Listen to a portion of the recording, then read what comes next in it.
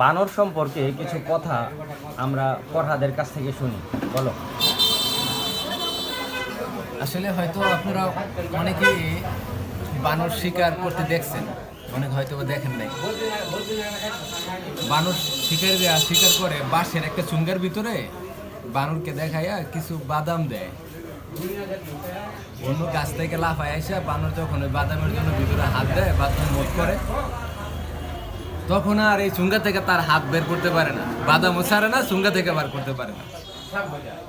ঠিক তখনই ওই শিকারি দৌড়ে এসে বানরকে ধরে ফেলে, যা আমরা বিভিন্ন খেলাধুলায় দেখি, বানরের খেলাধুলায় এভাবে বানরটা ধরে আর কি।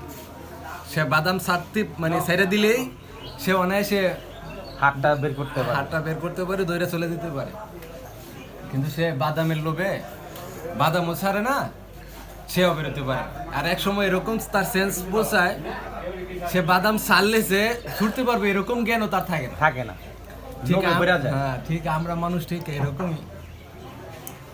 দুনিয়ার মোহমায়াটা আমরা এমন ভাবে দৌড়ে ফেলি, খবর পর্যন্ত আমরা ছাড়তে পারি না।